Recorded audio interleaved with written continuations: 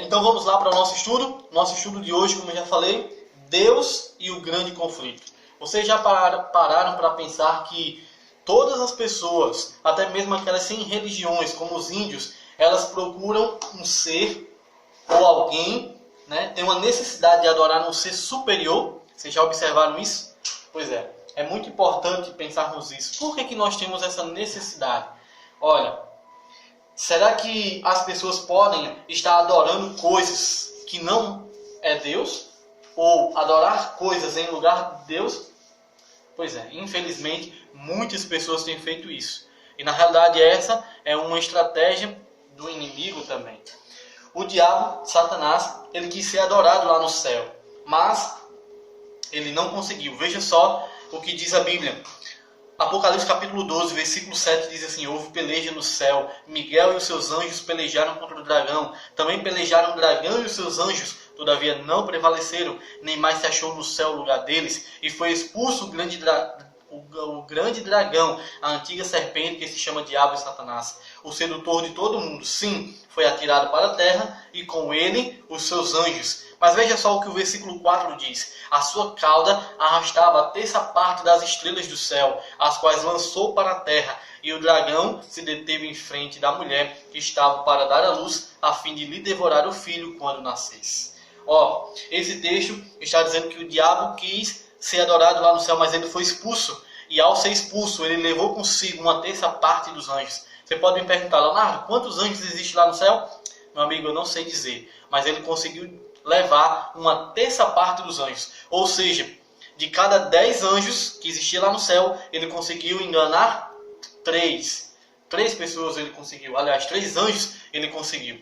Mas a Bíblia ainda fala um pouco mais a respeito desse anjo. E veja só o que está escrito aqui em Isaías capítulo 14, versículos do 12 ao 14. O texto diz assim, texto bastante forte. Texto: como caíste no céu, ó estrela da manhã, filho da alva, como foste lançado por terra, tu que debilitava as nações. Tu dizias no teu coração, olha só o que ele dizia: eu subirei ao céu, acima das estrelas de Deus exaltarei o meu trono, e no monte da congregação me assentarei, nas extremidades do norte. Subirei acima das mais altas nuvens, e serei semelhante ao Altíssimo. Então veja o desejo de Lúcifer, né? A palavra Lúcifer quer dizer filho da alva, né? Então veja, ele queria ser adorado, ele queria o lugar de Deus, e ele queria se sentar no trono de Deus, e ele queria ser semelhante ao Altíssimo, semelhante a Deus. Meu amigo, você acha que pode isso? Claro que não pode, isso é blasfêmia. Só quem pode ser adorado é Deus, mas o diabo queria ser adorado. Veja só o que Ezequiel escreve a respeito desse anjo. Ezequiel capítulo 28, o versículo 17.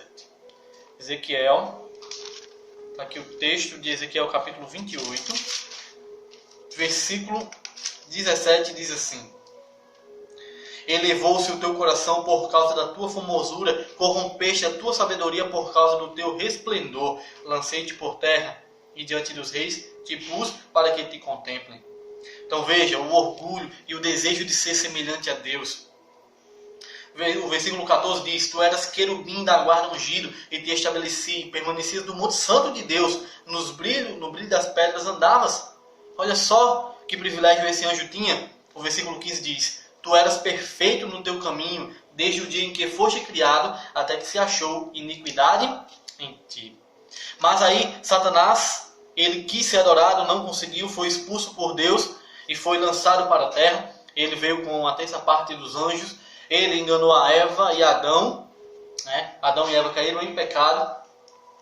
E hoje ele continua tentando ter essa nossa adoração. É claro que Lúcifer, ele não aparece, porque imagina aí se Lúcifer aparecesse e disse assim: ei, eu sou o diabo, eu não quero que você adore a Deus, eu quero que você adore a mim. O que você faria? Claro, você expulsaria ele da sua presença e dizia: sai daqui, Satanás, arreda-te, né? Mas é claro que o diabo não faz isso. Ele faz isso através de um instrumento.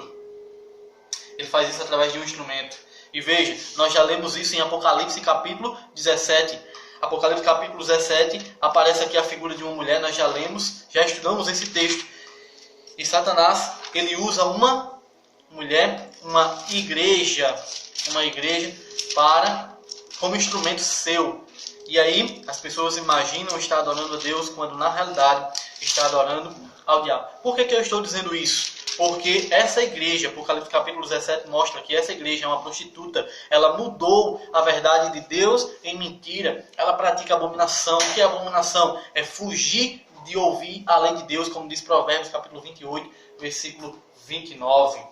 Olha, Deus nos fala sobre isso, né, no livro do Apocalipse. A igreja romana, ela mudou a verdade de Deus em mentira. E essa igreja está representada, né, essa igreja está representada por esta mulher que está em Apocalipse capítulo 17, versículo 9. O texto diz, aqui está o sentido que tem sabedoria. As 7 cabeças são 7 montes nos quais a mulher está sentada. São também 7 reis. E é interessante, a igreja romana, ela está localizada no meio de 7 montanhas que existem lá em Roma. Entendeu aí? Pois é, meu amigo. Satanás atacou a verdade de Deus usando a igreja, porque essa igreja ela também diz que os seus líderes dizem perdoar pecado, mas a Bíblia diz em 1 João, capítulo 1, versículo 9, que só Deus pode perdoar pecados. E é interessante porque isso também aparece em Marcos, capítulo 2. Lá tem uma história e Deus diz assim, filho, perdoados estão os teus pecados. Aí os homens dizem, quem é que pode perdoar pecados senão Deus? E aí Jesus diz, para vocês saberem que eu tenho autoridade também de perdoar pecados, porque Jesus era Deus, ele disse para o homem, levanta-te e anda. Isso está em Marcos capítulo 2. Depois você pode ler lá também, tá?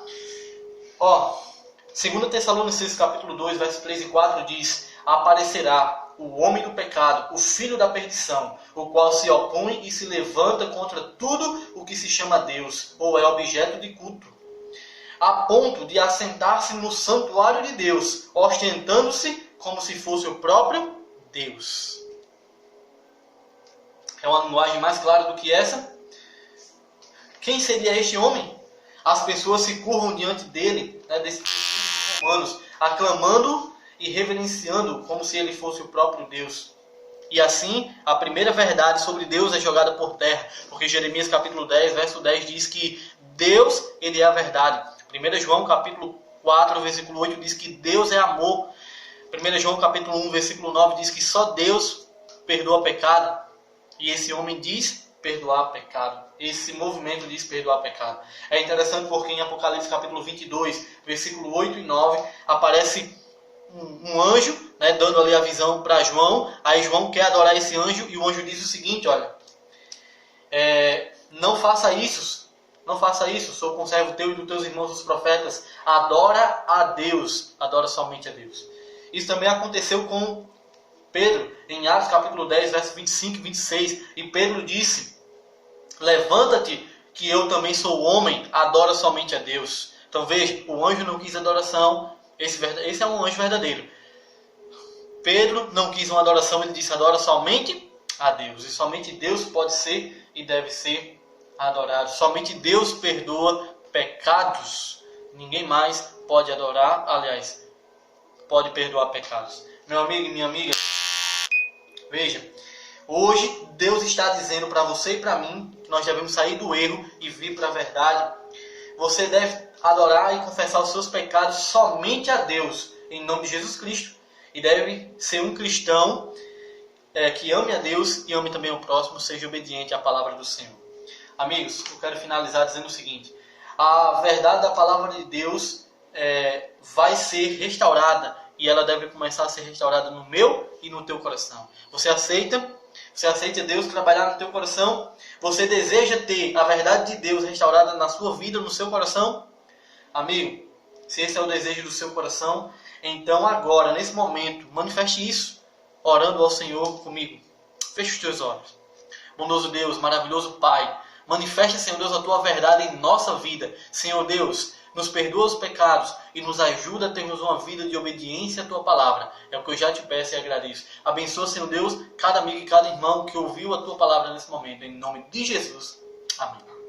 Um abraço a todos e até mais, se Deus quiser.